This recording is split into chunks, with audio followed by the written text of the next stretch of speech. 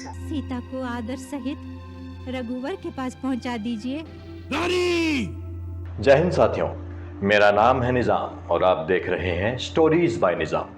आज बात करेंगे रामानंद सागर की रामायण में मंदोदरी, रावण की पत्नी मंदोदरी का किरदार निभाने वाली एक्ट्रेस के बारे में। मंदोदरी का किरदार निभाकर ये एक्ट्रेस देश भर में मशहूर हो गई थी। इनका नाम है अपराजिता भूषण। रामायण में अपराजिता भूषण जी ने जब मंदोदरी का किरदार निभाया तो लोगों ने इन्हें सर आंखों पर बैठा लिया। अपनी एक्टिंग से अपराजिता भूषण जी ने मंदोदरी के किरदार पर अपनी गहरी छाप छोड़ी। कम लोग ही इस बात से वाकिफ हैं कि अपराजिता भूषण भारत भूषण जी की बेटी हैं। भारत भूषण वही जो पुरानी फिल्मों के बहुत बड़े स्टार थे।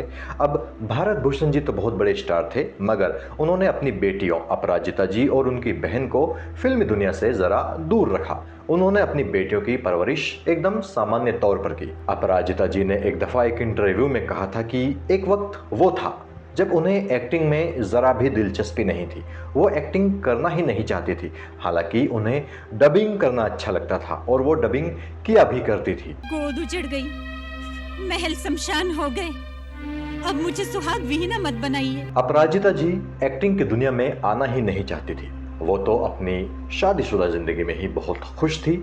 उनके 2 बच्चे भी हो चुके थे, यानी वो पारिवारिक जिंदगी का पूरा आनंद ले रही थी। मगर एक दिन अचानक उनके पति का देहांत हो गया। पति के इस दुनिया से जाने के बाद अपराजिता भूषण जी अकेलापन महसूस करने लगी।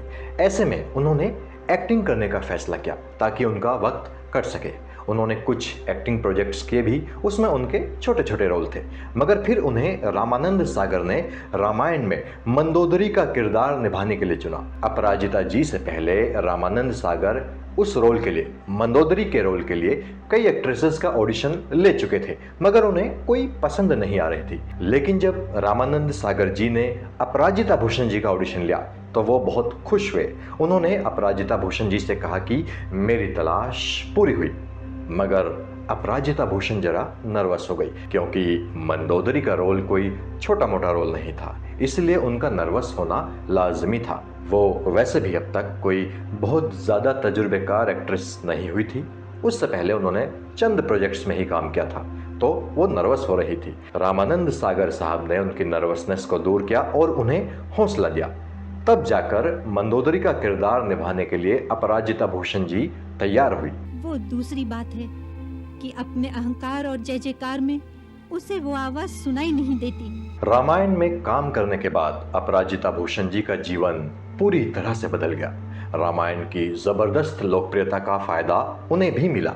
उनके पास काम की कोई कमी नहीं रही। अपराजिता भूषण जी ने कई टीवी शोज और फिल्मों में काम किया। हालांकि 90 के दशक के आखिर में ही अपराजिता जी ने खुद को एक्टिंग से पूरी तरह दूर भी कर लिया। आखिरी दफा अपराजिता भूषण जी साल 1997 में आई बॉबी देओल की गुप्त फिल्म में दिखी थी। उसके बाद से ही अपराजिता भूषण जी ने फिल्म इंडस्ट्री छोड़ दी और वो पुणे शिफ्ट हो गई। अब अपराजिता भूषण मनोरंजन जगत की इस चकाचौंध वाली जिंदगी से दूर ही रहना चाहती हैं। वो अब लेखन करती हैं, मोटिवेशनल स्पीकर के तौर पर काम करती हैं और खुद को उन्होंने पूरी तरह से अध्यात्म को समर्पित कर दिया है।